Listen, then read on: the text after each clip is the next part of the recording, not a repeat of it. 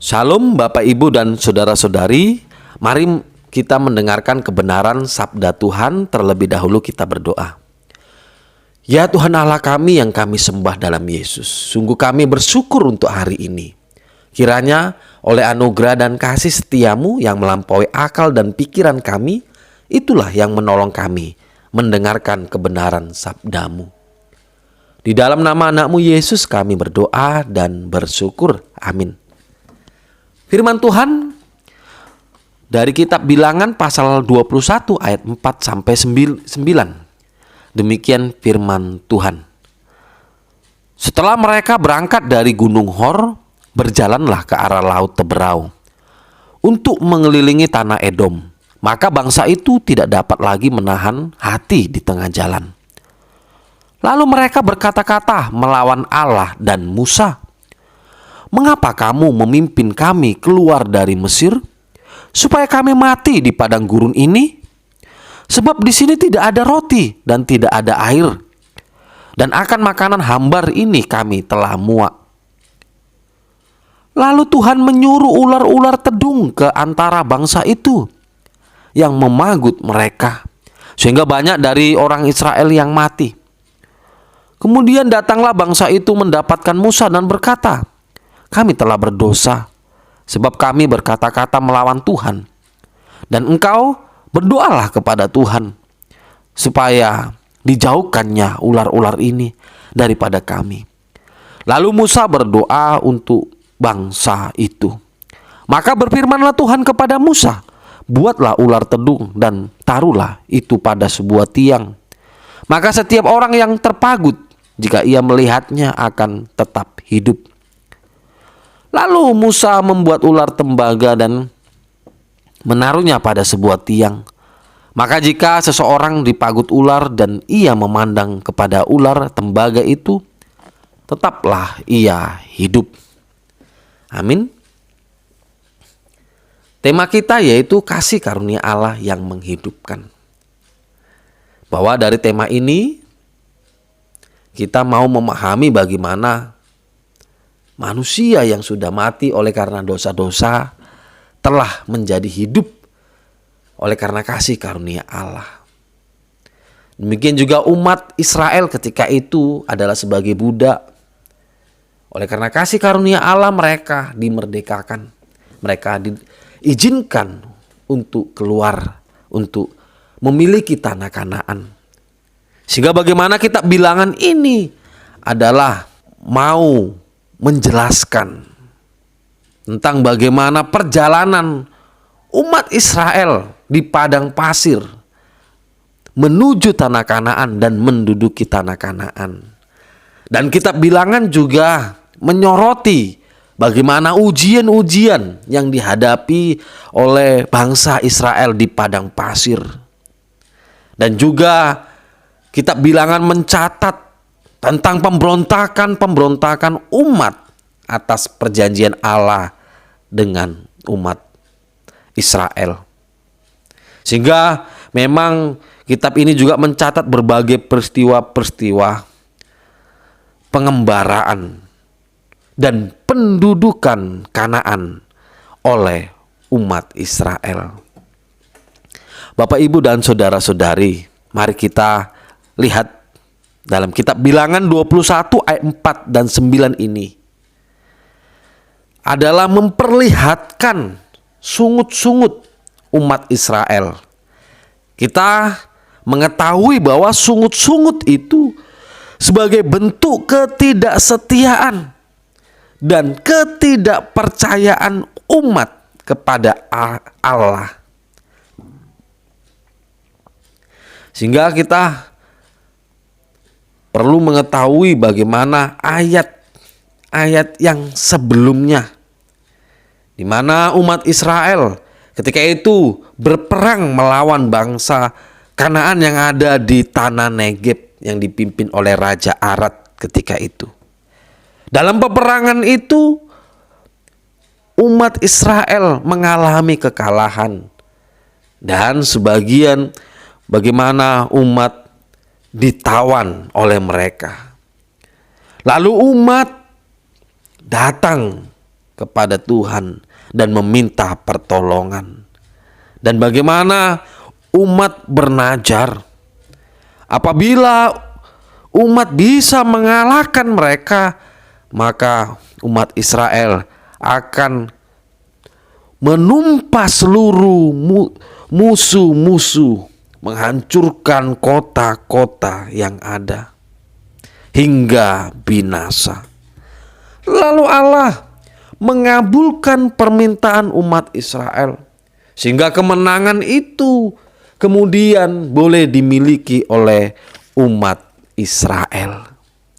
Setelah mereka menang dari bangsa Kanaan ketika itu, umat melanjutkan perjalanan, yaitu dari Gunung Hor menuju Laut Teberau untuk mengelilingi tanah Edom.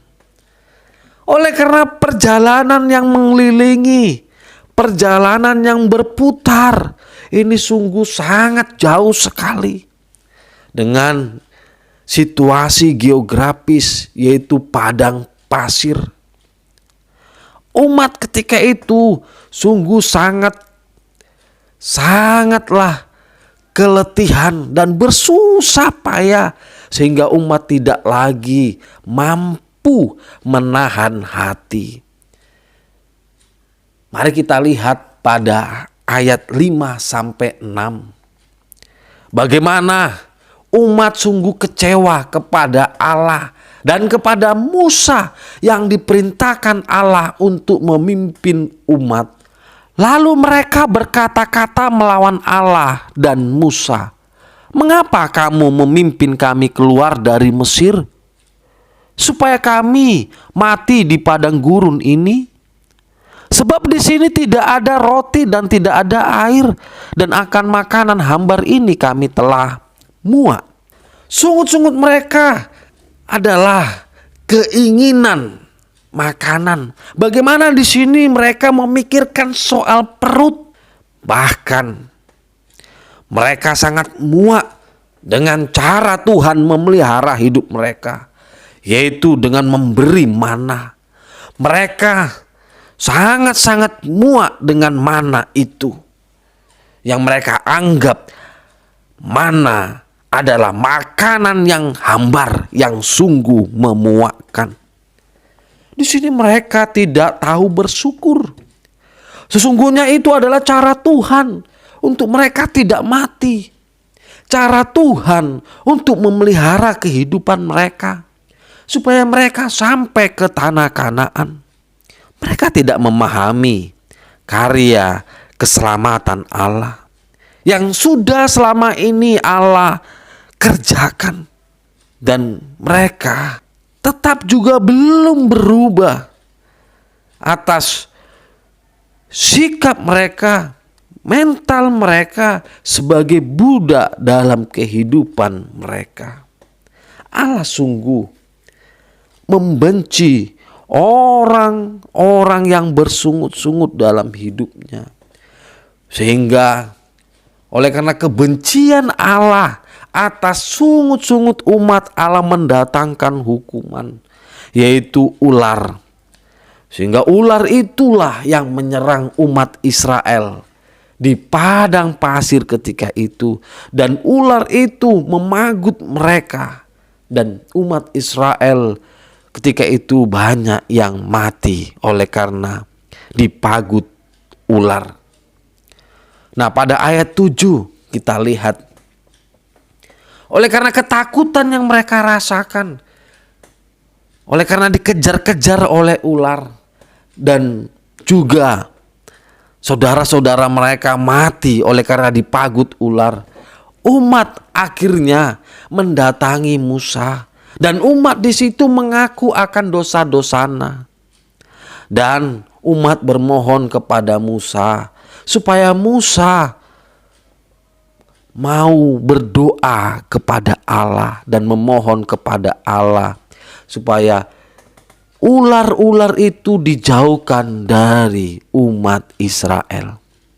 Mari kita lihat ayat 8 dan 9. Apa yang menjadi respon Allah atas doa permohonan Musa kepada Allah.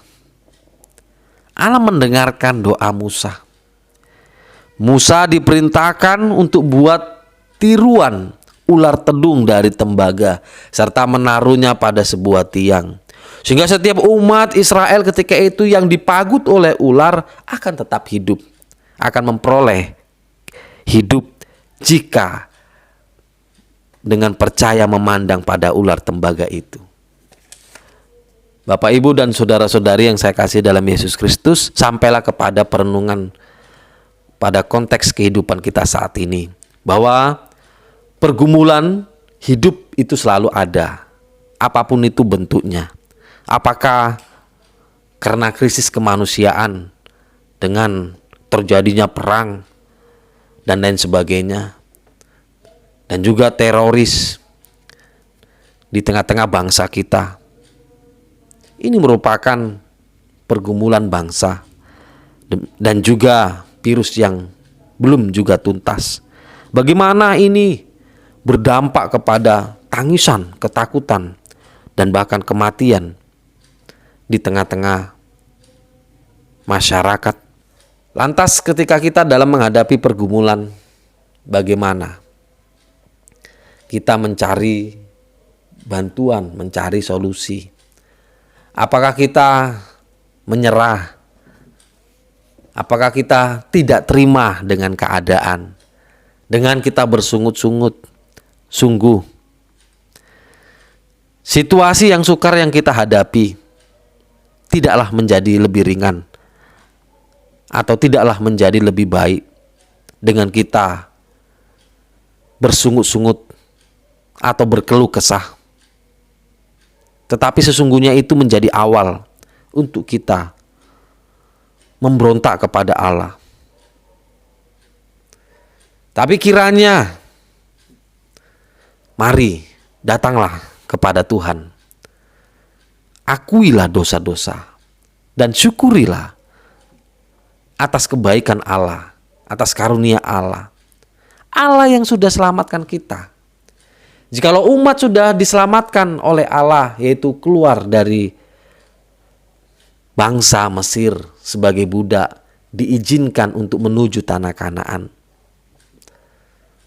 Dan juga umat yang digigit ular di padang pasir tidak menjadi mati, tetapi tetap hidup ketika mereka memandang ular tembaga yang digantung itu. Artinya keselamatan yang dinyatakan oleh Allah di tengah-tengah umat Israel. Demikian juga kita saat ini. Keselamatan itu juga sudah Allah nyatakan melalui Yesus Kristus yang tersalibkan. Sehingga kematiannya itulah yang membuat kita hidup. Itulah kasih karunia Allah yang menghidupkan kita, yang membuat kita selamat. Inilah dasar kita senantiasa mensyukuri akan menjalani kehidupan menuju tempat yang sudah Tuhan persiapkan. Sehingga dalam pergumulan ini benar-benar kita mensyukuri atas karya Allah.